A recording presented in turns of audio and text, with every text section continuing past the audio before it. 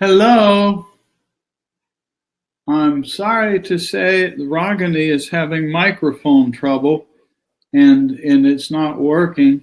And so she's right now in the process of restarting her computer and coming back in. I could see her video, but mouth was moving and no sound. And so we had run a test experiment before and it worked beautifully. So I have no idea what the problem was. It's going to take her probably the length of time it takes to get computer to restart for her to pop back in. And as soon as she does, I will turn her back on. In the meantime, I'll just sit here and pause this. So, boing, I just heard a boing.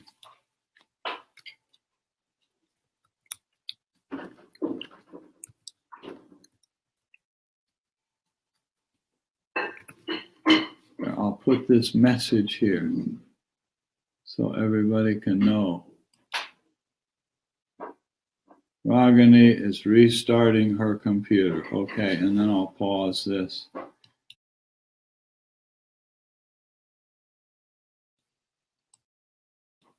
So I'll mute myself here and we'll just wait for Ragani.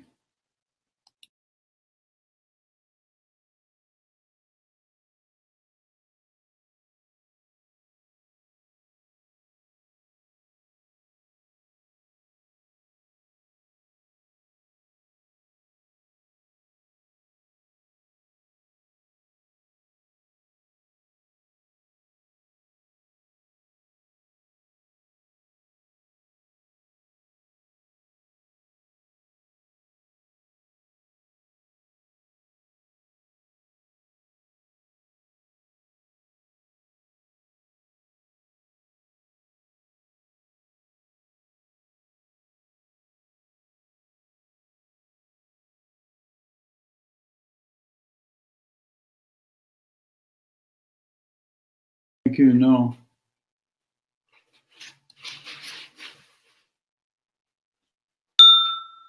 Bing. Can you hear me? Yes, we can hear you. Oh, thank goodness. I don't know what that's about. I did nothing. I didn't even use this computer much since I last spoke to you. So yeah, but it doesn't matter. Some of these computers sometimes are quirky with this video stuff. And okay. When all else fails, it's good to just restart the computer completely, totally fresh. End of thing. So anyway, to whoever may, there's only a couple people with us online. Matri is here with me over here, and Raj Banavara is here visiting. And so may I wave?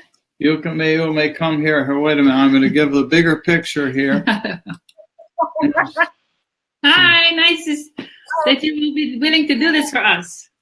Really. Yes, my pleasure to be. So for those who don't know or will look at this later, this is Ragani. And I guess I first ran into Ragani, I don't know what, 30 years ago, something like that. And I asked her if she would be kind enough to come together and have this conversation. The thing that stands out for me, I don't have an agenda for what Ragani's going to say. And we chatted a little bit, but and I don't know if she knows either. She's been thinking about it for a couple of weeks, what she has to say. And so this is not, I'm not being an interviewer. So that's not it. It's just a conversation. But I did want to say that the thing that stands out for me in my memory about Ragani is a sort of world-class and sort of semi-famous kirtanwala. This is her thing, is singing. And I remember all of the times at the Himalayan Institute at Pennsylvania with Ragani sitting up in the front of the room of a couple hundred people with Swami Rama sitting there just singing their lungs out and just singing their heart. And so she's very, very passionate about that and teaches and all of that sort of stuff. So I don't have a big agenda for what to say, Ragani. So you can take it away and say anything you want. There's no limits here.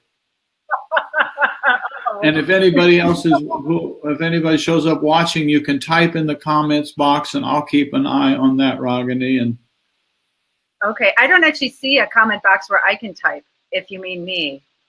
No, I meant whoever else is. There's a couple people online with us right now. I don't know who they are until they type in the comment box that they're here. The thing tells me there's 3 people watching us right now, and this will archive when we're done, and there'll be a lot more people see it after we're finished. So anyway, they can type in the box.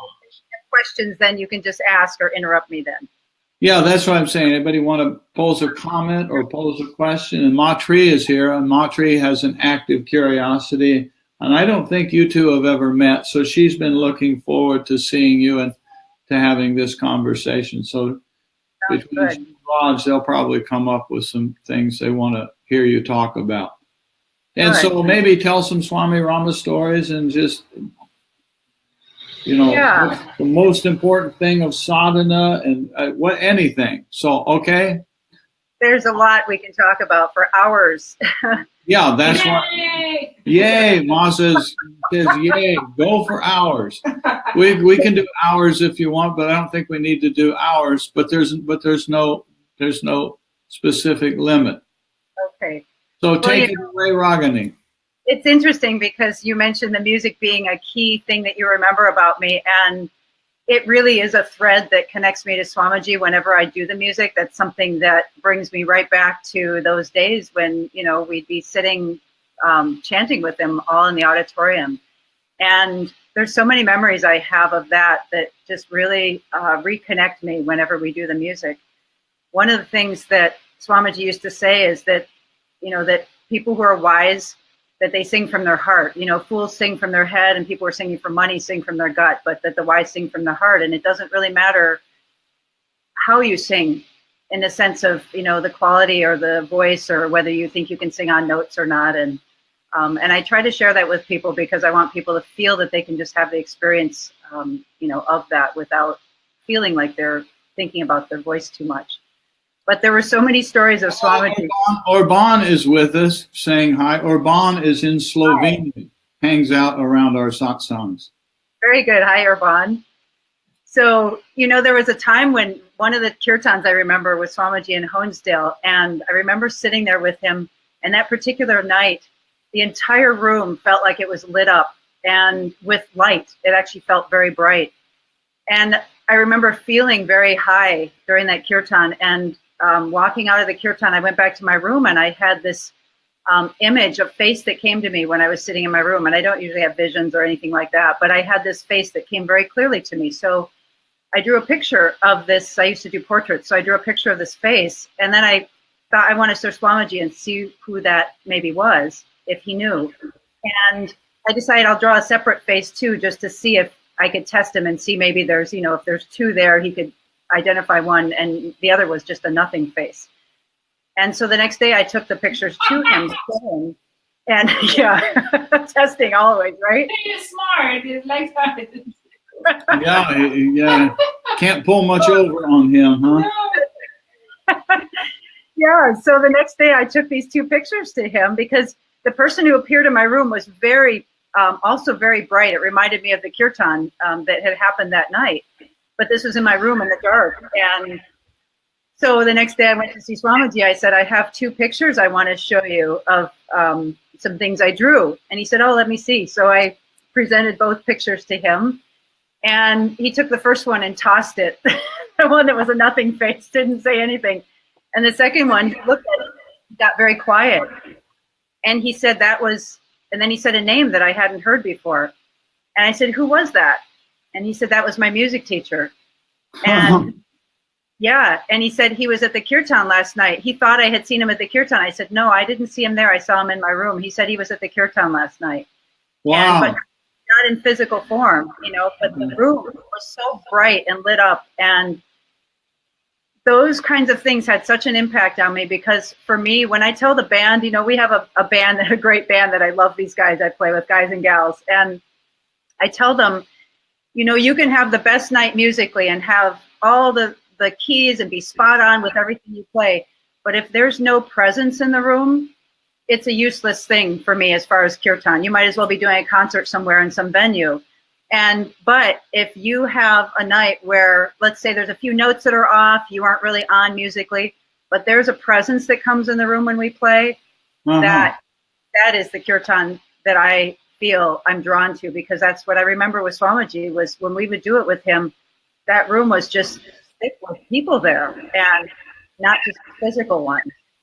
And so, there was another experience of, I remember, he used to have in Honesdale that sort of futon that he'd sit and sleep and did everything on, the sort of all-in futon, that he sat up on the sofa. And when you'd come into the room, when I was younger, I can't say that I understood all the things I'm sharing with you now back then, because there's things that over the years, it was like, oh, that's what was happening. Finally, that makes sense, yes. That was there, and it's reframed now into a different context of how I see things.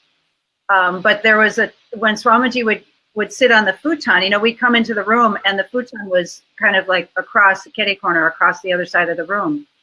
And I remember many times coming in that room, and he was in the room, and I'd walk over to him on the sofa, and he'd have his eyes closed, and he'd open it up, and he'd see me. And then he'd look out in the room, and he'd nod as though someone else was there. And I'd look, and there'd be nobody there. And then he'd have his eyes closed again, or he'd look over again, and he'd nod like he was greeting people. And I'd look, and there was nobody there. And it took some years for me to realize that there were a lot of people in that room besides me. Yeah. And all the time, whenever we were there, it seemed there were others that were coming around to be with him, not just physically, but non-physically too. And that was extraordinary to witness, because the early days I had with Swamiji, in a way, I think the first thing that I noticed was, when I first met him, I realized this is somebody who could understand what I was thinking and feeling, even though he wasn't physically with me. He could pick things up. Yeah. And then when I went, when we all went to be with somebody like this and spend time with them on a daily basis, it was something that I started to realize that it was like being witnessed all the time. And it took a little getting used to, almost, that everything that I was saying or doing, I was using in the context that he was seeing. But as he said, I'm just an example of that one that's in you. And it really started to change my perspective of how I might act or do things, knowing that I'm being witnessed all the time, and that everything that's said and done is being seen. So I immediately stopped doing all the bad things, and no, I'm just kidding. I don't think that really helped me there, but he said to me at one point, so I was up in he had a little kind of side kitchen up on the top floor of the where he lived in Honesdale. There was like a little kitchen that was maybe only 3 or 4 feet long. It was just a little place you could warm up some tea and cook some things for guests when they come in. And it had a blind pull when it wasn't, when we weren't using it. And I have a sweet tooth. And I remember people would bring him Indian sweets all the time. And I was like, oh, Indian sweets. And I want to go speak with you. And so at one point I was up there, and I think he was in the bathroom doing something. And I went back there, and I saw there were these Indian sweets there. And behind the paneling, and I closed the panel behind me. So I figured he's not going to see me eating these sweets. Of course I know, but I have this panel closed behind me. I'm in this tiny little kitchen, just like eating a few sweets. And all of a sudden, there's no sound, but this curtain, like the whole thing rips open, and there's Swamiji standing right there, and I have my mouth full of like sweets. Yeah. I turned to look at him, and I thought, oh, I'm so busted. He's really going to get into me. Like, he's really going to scold me. And he looked at me, and he said, I am someone you can lean on who will teach you not to lean. Oh. And then he closed the blind. Say again, and then he what? And then he closed the blind. He closed the little Venetian blind that were there. And he left, and I had my mouth full of food, and I thought, that just was so Swamiji, to have that moment where I was sure that I was going to get busted, and I was sure I was going to be in trouble for eating all these sweets. And he just made it this teaching moment where he said, I'm someone you can lean on who will teach you not to lean. Close the door. And just love and no busted. Yes, just the love. Well, there are plenty of busteds with me. Yeah, but at that moment, no busted. No, I think it was because, I was already busting myself in a sense. Yeah. I was already, hard enough on myself about what I was doing. And he didn't care that we would, sneak the sweets, but I had such a sweet tooth that I was always hard on myself about that at the time. And when he did that, everything just softened and it melted. And he had so many moments like that it's like he came from the inside out always. And the outside world, I was just a kid. I didn't have any career. I wasn't famous. I had no celebrity money or anything to give him. And yet I felt like he took me under his wings as though he did with everybody else in a way that felt like you were the only one that was there. I'm sure you felt like that too. It was just a way that he had with people to make you feel like you were the only one. I'm the center. Yeah. And it was, in a lot of ways, he mirrored that presence of what it is that ultimately he wants, or that we would want to feel of ourselves, that I am the center of the universe, not in an egotistical way. Yes, that's the key. In a vast way of like the spirit, like I am actually the center of my own universe and I'm the place where everything is drawn in. That's what I tell my band when we're doing sound check, just more me. More me. More me. More me. We have an interesting thing about in this world, the yoga world, about it's an ironic thing of like we want to have more me in the bigger sense, but at the same time, we're trying to get rid of that me that is the false me, I guess. The little me. The little me. So there was an experience in India, I remember, that had a similar kind of feel where things just shifted really. He would have a way of kind of turning things sometimes when I couldn't figure out how to get out of my own mind or my mental things that were going on.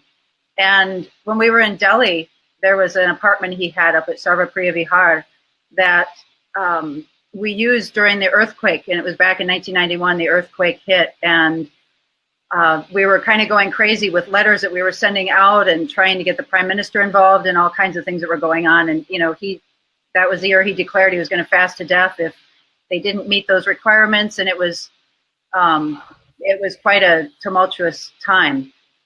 And so there were two rooms, and there was a suite that I was staying in with. Jay was back there with me many times. And then Swamiji was in another place on the other side where we'd go and like feed him meals and take dictation and whatnot. And I was taking dictation one day.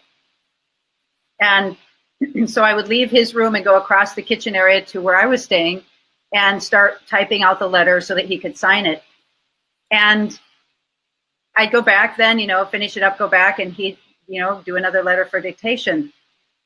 And this particular day, he sent me back with a letter to type and then immediately called me back. So I didn't have time to type it out. And there was just a little typewriter thing we used in the other room.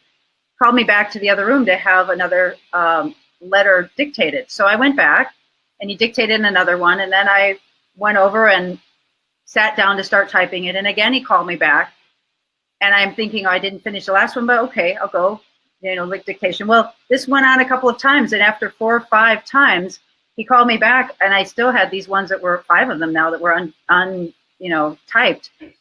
And I went in the room and he said, did you finish? And I said, well, no, Swamiji. And he said, why not? He said, take another dictation. So I did. And I went back in the room and then he called me back again. He said, are you finished? And I said, I haven't finished any of them. And he started getting mad. He said, why not? And I said, well, Swamiji, and I started defending myself. Swamiji, every time I sit down for me to start typing, you call me right back immediately. I hardly have any time to finish. He didn't care. He really started laying in me like it just was going to see no tomorrow. And he said, why, you stupid fool? Why can't you be more efficient? Why are you not doing this thing? Why do you have so many things piled up? And what a kind of secretary are you? And off he'd send me. And I'd go back to the other room. And then this time he called me back and said, are you finished? And then he really got mad. And I was upset. And so I stood up. And as I went back to type this, he follows me. He's right behind me now. Did you figure out at that time that his anger was mostly just an act? At that time, no. I was in my early 20s, and there were times he still caught me. Yeah. And he caught me. I was line and sinker on this one. Yeah, I thought it was real anger. But it's interesting you say that, because this was a turning point for me. with that exact kind of thing. I smell something burning a little. It smells funny. I hope it's not my computer. We hope not. Yeah, if it's my computer and I go black, it's because my computer's hot. Anyway. Or if we see smoke coming up in front of your face. Yeah, I don't know why I smell something burning. Maybe it's me. Anyway. You're cooking. I'm telling a story maybe I shouldn't be telling. So I go back to the other room and Swamiji's right behind me now and he's really mad, you know, and I go and I feel him right behind me and I literally walk in the room. I sit down in front of my computer or the typewriter to start typing and he's standing right in front of me and he's big, you know, and I look up and he says, puts his hand on his waist. He says, have you finished yet? And I said, the same thing. No, Swamiji, look. And I was showing the evidence of why I hadn't finished and this and that. And he didn't care. He just really, really reamed me out about this and that. And I felt something at that moment. I thought, oh my God, this is what I struggle with. I struggle with getting so many things that I'm doing all at once that I have to finish it. And then I start feeling this pressure that I'm not doing enough and I'm not getting things done. And this is what's happening right now. And meanwhile, he's yelling at me. And it dawned on me, I wonder what would happen if I changed how I felt inside right now. And at that moment, I said to him, Swamiji, I don't know how to get out of this. I don't know how to get out of the cycle. I don't know how I get stuck and how I get out of this. And I asked if he could please help me. And he completely softened. His whole face changed. Everything changed. I felt his whole insides change. And he looked at me and he said, yes. He said, it'll be taken care of. And then he walked away.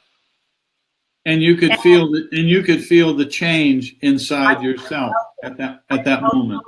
I felt it change inside of me because I felt he registered what had happened. It was like he was yelling at me, but I got this other message inside of what happens if I were to change. And my question of curiosity, was that change that you just described, was that pretty much permanent? It was. It was permanent in two ways. It was permanent in the sense that I saw Swamiji's anger being something different than what I had seen before. I saw that when he got angry, he might still be angry about something, but if I changed and I wasn't fighting him anymore and I literally softened inside, he responded to that. Uh-huh. He responded to whatever it is that I brought that was inside of me. The second thing that changed was, it wasn't so much that it changed of the pressure of having so many things to do, because I still pile things up, but it made me start to think that I could be like slightly above that. And I mean, like I could just watch myself going through it and not be in it as much as I had been. And so another question, the change that you talked about, does this now, did the habit that you have apply to many aspects of your life? It did. And did the change also happen in most of the rest of life as well? It did. Cool. It did. There are still some things that I notice will catch up to me, and I notice, oh, there's that old pattern. Wow. And then I remember how it felt when he did that with me, and it changes how I feel. Even to this day, it still changes it. So the attenuation, if I may put it in fancy words, the attenuation of the klesha, the coloring of the samskaras, was significant and mostly permanent. Right. It didn't take the samskara away, because it was still, I still notice I'll get over involved. But if I can remember how I felt when I asked him for help, it always goes back to that. It's like that key is there now, that tool is there. Significantly weakened, I guess we could say. Yeah, that's a good way of saying it. Right. So that it changed at that point, that I felt different about the way that I used to feel, very obsessed about details. And when I catch myself doing that again, I can attenuate it or change it because of that. Yeah. So what a great story that is. Great. Yeah.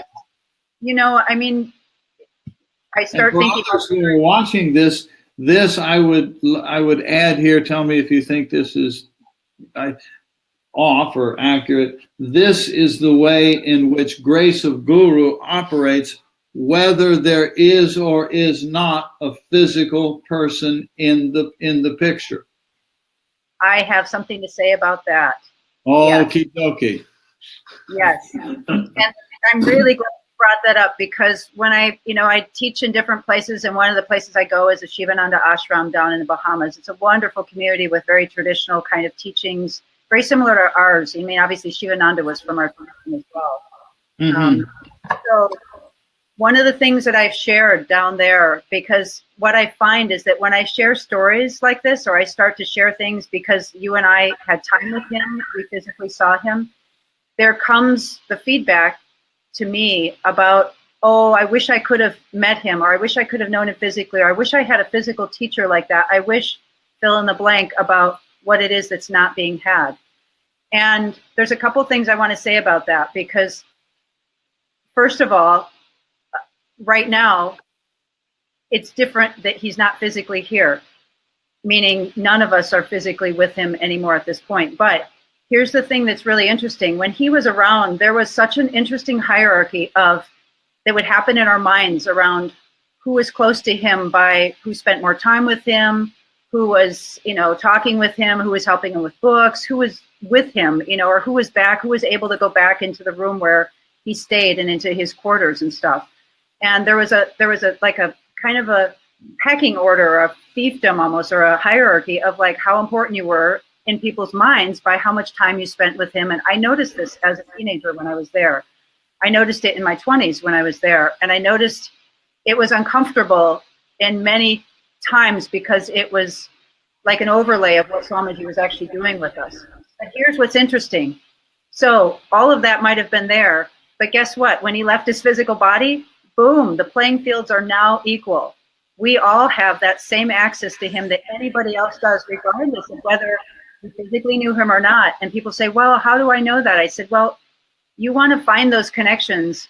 He left so many books behind. And the moment you start reading those books, you watch the videos that he's done, you imbibe yourself with some of those the media and things that he did, you'll start to find that you not only are thinking things about what he shared, but you start to dream about him. And one thing Swamiji said to me is, whenever you dream about me, it is always me. It's not a figment of your imagination. It's not something that's just, somebody showing up as me. He said, if you dream of me, I am actually there with you in your dream. That was interesting. I've had a lot of epiphanies around that in the last few years around those kinds of experiences. But now the playing field is level. And so all of us, and even some of those of us, I think, who are with him physically, maybe feel more separate from him because he's not here. But in a sense, it's our own dumb fault if we do that, because it's level now. Well, you're reminding me of a comment that I heard him say one time when asked if he missed his own master. And two things that he said always stick with me. He says, one, he says, I miss the warmth of him in a human body. There's just nothing like the warmth of being able to embrace a person in a human body. Right. It was the word warmth, and it feels so right.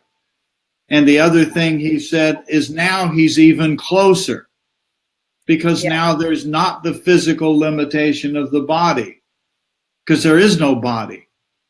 And for me, I was one of many people who was there when we burned the body. We watched that old body, that old broken body, go up in flames.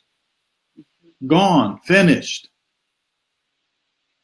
Anyway, those two things are what stick with me. The warmth, there's a warmth about being with another embodied human being. And that was so special, of course. Yes, there is something about that. And when we think about that piece of it, that's fleeting. That warmth that's there, it is special, and it's fleeting in the sense it might be a few minutes or a few seconds, or if you're actually hugging him or if you're physically with him. But you know what's interesting? When you see him in a dream, it'll feel just as real as when you're seeing him in the waking state. And so that warmth that you experience here, I have to ask myself, how is that not also in our mind? And it means it's also accessible. We think, well, the mind, it's all, fluff up there. But truly, if he's here in those dreams that we have, for instance, right after he left his body, I was having repeated dreams every night. He would come and I'd see him and I'd say, oh, you're still here. I knew you were here. I knew you weren't gone. And he would laugh and he's like, shh, don't tell anybody. And Don't tell. yeah, and so for a while, for many years, I actually didn't tell anybody. I felt like that dream was real. He was still here, and I wasn't supposed to tell anybody. And and so in the dream, I'd be sitting with him in a room, and there's people that I knew right outside the room who were crying because they thought he was dead and gone. And he's sitting in the room, don't tell them. Yeah, and yet, if I can add here, these planes of reality are always existent, right now and in the past and in the future. They're always here. Right. Yep, that's a really, really good point. And when people have done, Swamiji said one of the first things they learned in the cave was to drop the body.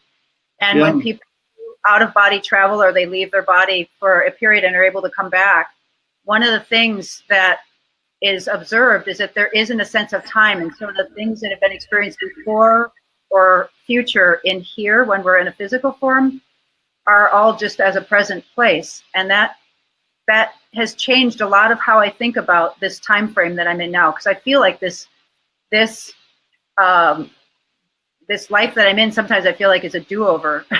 Kind of and see what that feels like, in this form, and the little tweaks that I do a little differently this time. But I feel that there's something different happening this time than when I've done it other times. Mm-hmm. But yes, that mind is always present. It doesn't matter. It's like when people die and they'll say they come back, or, they were in a near-death experience. They have a feeling like, am I really dead? But their mind is still going. They're trying to process, oh, I'm not physical anymore. But it's still here. The mind is still here. Something is still here. Yes, yes, yes. Something. Yeah.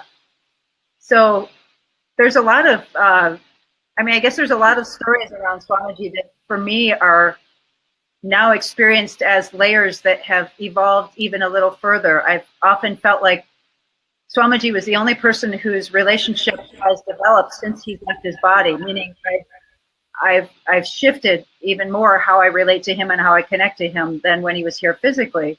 Whereas other people who left, I feel like they've left and they're kind of gone and they're not as tangible for me, physically. It's just sort of the same relationship I had with them then. I still feel now, but it feels different with Swamiji. It feels like it's continued to evolve and grow in terms of how I understand who he is to me and what his role has been. When you say, Ragani, that it has evolved and grown, how is that? In what way would you say it has evolved and grown in terms of your own, I don't know what to say, advancement or growth, or your own awakening, your own sadhana, however you would approach that? When he was here, I would kind of test him and look forward to having affirmations with him when he was physically here, and to know that he's now not physically here, and I can still find those affirmations with him by sitting and hearing and listening to what he would actually say to me. That part has become much clearer since he was here physically. It feels like when he was here physically, I would always wait to confirm everything with him physically, and now that that's been taken away, I can't do that anymore, and I've had to confirm things with him non-physically, if that makes sense. And that's been a big shift for me, where I feel now I'd still be drawn to see him physically if he were here. Yes. But I feel that I don't, sounds strange to say it in this way, but I wouldn't necessarily trust all that he would say to me physically as I do trust what he says non-physically to me. And so now it's no longer needed, if I'm hearing you right. That's a good way of saying it. Not in the same way. I would still crave it because I like that. Yeah. But it feels very different to me now, whereas before I felt like I was dependent upon it. I needed to have that affirmation when things would happen. I would bring things to him. But now, like those pictures I drew, now I can lay them out before me, and I will just wait to hear what I hear him say. And I can hear that connection I have with him it's evolved that way now. And the insight, and if I'm hearing right, the insight comes anyway, whether Correct. It comes with an auditory hearing or just a pure intuition of knowing. Right. And sometimes it doesn't come. Sometimes I'll hear nothing, because I see him just sitting silently, as he often did with me physically, like nothing. But for instance, the other morning I got up, it was around 4 a.m. and I woke up, I was pretty wide awake, and I just went over to my harmonium and just started chanting very sweetly in the morning, a very sweet song. And as I was chanting, I felt him right next to me, and he had his eyes closed, and I just kept chanting as I felt him. And then he said one phrase to me that I had forgotten. He said to me so long ago, it was probably 35 years ago almost. I mean, it was 30 years ago, maybe. It was a long time ago. He said a phrase to me, and it was like, wow, where did that come from? And I realized he had said that to me before, but he was reminding me because it was very relevant to what was happening right now in my life as I heard him say that. And he didn't say it obviously with his mouth. I just heard him say it in his voice. And those are things that I really treasure, because it helps me know that I'm still on track. You know, I'm not that far off. No. Or at least I've got some hope. I'm curious, if you don't mind my asking, with everything that you have just said, what would you or could you say about all of that in relation to those who might be listening in to this conversation and cannot replicate that 30-year history? What's some takeaway that you would hand on to somebody else? This is what I have learned that would be useful for all of you. The bottom line is to follow your heart and spirit, because that connection to love is the only thing that will ever teach or change or transform anybody. And the thing that I learned from Swamiji and from our tradition is it wasn't about Swamiji. It was about the entire lineage that's there, that is there for everybody. And when Swamiji said, one of the criteria he used for whether or not, when somebody said, you know, how do I know who to teach or how to take on students, or there's so many people who ask for help, so many people to help. And he had said, you choose those who have the open heart and who are honest. Those who are truly honest about wanting that help, they will then receive what you're giving them. And that's the way that I would say as a takeaway, is approach with that open heart and a true honesty with yourself, that this is what I want. I mean, there's still some times where I don't know what the direction is that I'm going, or something gets lost, or I feel like I'm out of sorts. And I'll lay on my bed and just ask the non-physical ones, as I call them, or whoever, because Swamiji said, if I'm not there, someone will come. You know, it was help will come. Yes. There's always somebody from the tradition, always somebody from that place that will attend. If you ask from a place that you're honest and genuine, and you say, I need help, somebody help guide me, or somebody please, you know, can I receive some guidance right now? And it comes. And that's probably the takeaway, is to have that connection to the heart and really feel that you're asking out of a place of loving yourself, and you're asking out of a place of wanting to be connected. And that is always answered. It's never a time that it's not answered, ever. Yeah. Cool. The end. Raj, beautiful. So, wow, I mean, there are so many things to share that were so beautiful, that I think, and I share them really out of, I guess, because those things I can even, you know, we could spend some time even talking about other things like what's happened since Swamiji left his body, because I feel a lot of those mystical things still happening in life, that are the synchronicities and the things that happen. And it didn't have to do with Swamiji as much as just alignment, I guess, you know, being connected to your heart and having that connection. And alignment. What a lovely word that is, alignment. I'm wondering, is there anybody watching that has an observation or a question or a comment you want to type into the box? Or Matri or Raj, anything you want to comment on? Or off limits. Ooh. Ooh. Nothing is off limits. Nothing is off limits. Huh. Well, boy, that opens a door. I'm not sure what door, but somehow there's some humor in that. Oh yeah, there is. Maridel says, Maridel is in Holland, right? No, she is somewhere in the U.S. So Maridel, oh, that's right. I got my Maridels and my Maribels confused. Interesting insights on connection for me to ponder. It seems odd to me to have connection with a being that is not present, but I see the possibility. So this is interesting because that means that there's still a belief there that when we're no longer physical, that we're gone. And in fact, I've found that when people are more,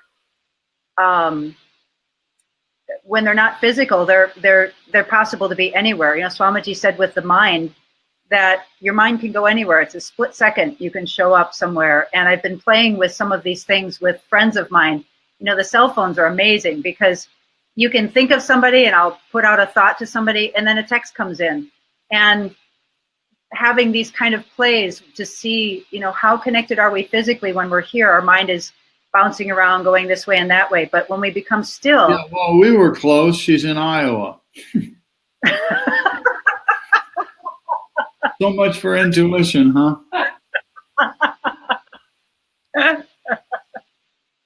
Oh, seem to have, let's see. Yes, I can read that. I can see it here, Maridel. And that feeling, I think, is something that we're taught as we get into the world and grow up. I can read that. Is that something you want to read, Swamiji? I see. Everybody can see it. It's on the screen. I seem to have a being that has been present much of my life. I'm pushing a button here and it shows up on the screen, so it's transmitting out. Everybody sees it. Okay. Oh, nice. Okay. So it's interesting because as, you know, as adults, we're kind of taught not to think about things like that or not to have those things be acknowledged. And, you know, you hear that all the time with kids having what we then label as invisible friends and kind of like, haha, you know, they're really not real, but it's okay if they have invisible friends. Well, let me tell you something. I learned a lot of things with Swamiji that confirmed what I think we feel in our heart already, that there's a lot of ones that are tending to us that are not physical. And it may be one main one or it may be others, but I really feel that there's something about that that allows us to stay connected to that spiritual place where we come from. I mean, if you think about it, really think about this, you know, we spend, 80 years maybe here in this body, and maybe we come back and we do it again at some point and we do it again. You know, we spend little blips of time here on this physical plane. Most of our time is spent not here. I mean, what the heck are we doing? You know, it's like most of our time is not spent here. So if that's true, there's a lot of things that we think we're limited to this little blip that we have where we're 80 years here. But most of our time is not spent here. And I've started to even play with the possibility, the idea and the concepts that have come to me around the idea that most of me is still not here, meaning I'm physical here now with you, we're talking, but there's a bigger part of me that isn't here that's able to connect to other things and other places and other times. And that's probably a whole nother, you know, area that's out there a bit, but what the heck? I'm sharing a lot more these days than I've ever shared. You know, in the old days, I used to be real quiet about everything with Swamiji as well. And I feel there's a lot of people that are wanting to hear that because I think it resonates with them. And it, like what Maribel said. Got you out of the closet, so to speak, as the saying goes. And Benna has a question, observation here for you. How does the tradition approach compassion from the in-body place? The non-in-body place is clear. Bina, hi Bina. I'm not sure if I understand the question. Do you understand the question? Approach to compassion. Well, I think she's discerning between compassion out here in the physical world and compassion internally. And if I'm reading it right, Bina is saying, I understand the idea of compassion from within, but what about compassion out here in the world? In the body. How would it be stated from our tradition? Like how to act with that or how? That sounds like a reasonable take on what she's saying.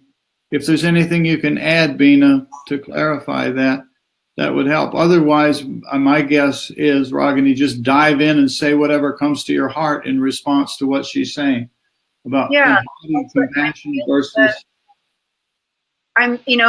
If there's a disconnect between what you're feeling inside when you're out in the world or not, I'd say there might be something to look at with that. But the piece that Swamiji used to say, you know, learn to live in the world and learn to live above it. And meaning that there's an internal world we have, and there's also an external world, and that in the external world we have to have certain behaviors. He would say things like, if I went up to this perfect stranger and said, "Oh, I love you so much, I love you, love you, love you," and kiss you, they'd probably smack you. But you do that to someone you love, who you know is familiar to you, you act different. And so there's a different world we have inside with our own spiritual connection that we would share differently than what we might talk about or share out in the world with other people, because there's repercussions, obviously. If we do certain things in the world, you know, we'll have results come back to us. It might not be favorable, but the compassion, I think, can still be held within, even if we're gazing upon something and we're not allowed to act upon it. I believe we can still have that compassion inside and let that be an action that's taken internally. That's my take on what Venus said. Maybe I'm way off. Well, no, Venus said yes, so I think you're on track. And then she said, how is it taught from tradition? The compassion? I kind of think you're responding to it, but if you can add a few more words to it. Well, Swamiji had a very clear message to me a number of times about behaving differently in person at times that, in other words, learning to be strong in the world. I felt a lot of times he would take people who are kind of hardened from situations and he would soften them, but he would also say in the same sense, don't be fooled by the others when they come to you. You know, ask what is it that they're coming to me for, and ask yourself, why is it that they might be approaching me now, or what is it that they want from me? You know, be wise in the world. You know, sharpen your buddhi and your skills to think about what it is that you're doing in the world. But still, even while you're doing that, you can still have a heart of compassion. You know, I did have the sense he was saying, you know, not to have your heart open to everybody wide, because there are some who might want to take advantage or hurt you, but that it was something that you would use your discrimination, how to use that. And one of the ways that he said is that you decipher, you try to decide and feel, is someone being honest with you? Because at that point, then you can be honest with them and open with them and share your heart and your compassion. But if they're not, there's nothing you can do. If someone's not honest, you can't help them at that point. They have to decide. It's their own fault. Yeah, Bina typed something else in here. I'm not sure what to do with it, but I'll share it so everybody can see it. How is it taught from the vantage point of tradition? The Buddhists are up front on this, not sure where within the tradition. And so I don't know what that means. Yeah, I'm not sure if there was a big discussion that I've ever heard just about the thread of compassion. I mean, I know there's a lot of things about Buddhists, and you know, who knows, a lot of things that are left over from traditions after the teacher leaves. You know, they evolve into other things and become part of the teachings. But I don't know if that's something that I ever heard Swamiji gave necessarily any lecture on compassion itself as such. Well, I think what's most important here in this conversation is your response to this. But I can also add, as a matter of intrigue, that the approach of remembering compassion is one of the core principles in the Yoga Sutras. It's one that is seldom looked at by anybody, because everybody wants to, in Yoga Sutras, talk about samadhi. Nobody ever wants to talk about the preparation. And this is something that Swami Rama used to talk about a lot. All of you people want to do meditation, you want to do samadhi, but you don't want to do the preparation work. And the compassion is one of the preparation things. It's not the entire meditation. Don't take my word for it, anybody. Go look at Sutra 33 of Chapter 1 of the Yoga Sutras, and you will find that Patanjali outlines 4 particular attitudes to practice and to cultivate. And one of them is compassion. And to my thinking, I don't want to jump in here too much, but to my thinking, a tremendous amount of what we all heard from Swami Rama over and over and over and over had to do with compassion. Often he would say, love all and exclude none, but don't allow anybody to hurt you. That was self-compassion. Anyway. Yeah, he would say that, self-compassion, you know, to don't allow people to have that compassion. But love all and exclude none was a big thread of his thinking all the time. Grease everything you do with love, he would say. And I remember witnessing him do that even with non-physical things. We used to do chapatis, and we were in Malaysia one night, and he was rolling the chapati with so much love in his hands while he was making the dough. And he said, "Do everything you do with love. Grease it with love." Grease everything with love. Yeah. I remember Gus shared a story with me once about Swamiji when he was taking a plane ride, and somebody was sitting next to him and asked, "What do you do?" And he said, "I teach people to be prepared." And then he said, "And I prepare those who are not." Can you like say that last sentence again? The audio went goofy for that last sentence, but I think it was about Gus and an airplane. Yes. Gus Gatto shared a story. I hope I'm telling it correctly about when Swamiji was traveling. He used to know Swamiji back in the old days. And Swamiji was traveling by plane. And someone sitting next to him asked what he did for a living. And Swamiji said, "I teach those who are prepared." And the second he then said is, "And I help to prepare those who are not." And I was saying that on what you said I teach those who are prepared, and I hope to prepare those who are lost. Prepare those who are lost and help those who are prepared. So basically, he's there for everyone. Yeah. It goes back to what Swami Joshua was saying about the bottom line is just practicing and preparing, ready yourself. That was the bottom line of most of the teachings. I mean, we used to make a joke that he taught 3 things at his seminars. He would teach you sit up straight, chew your food well, because your liver doesn't have teeth, yeah. And be nice to other people. And they can be so annoying sometimes. Yeah. But those are the 3, like how a lot of his lectures boil down to the basic people, I felt was sit up straight, chew your food well, and be nice to other people. That keeps it pretty simple. That's right. Looking at the being aware of time, Ragani, not that there's any limit on time, but being aware of time might be a good time to be thinking of coming to a close to this conversation. And I'm wondering if there's any sort of last thought that you would want to add here. Thank you very much for all you've told us. Thank you for having me here. I'd say the last thought is to pay attention to how you feel about everything you do, because it's really important, and to find that place where you can act out of love, where you feel that connection to love, because that's the only thing that we can do. Really, the one thing we're going to reach is the lessons that we learn each time and the love that we have. There you go. I put love up there on the screen for you. I like that. There you go. Now it's there.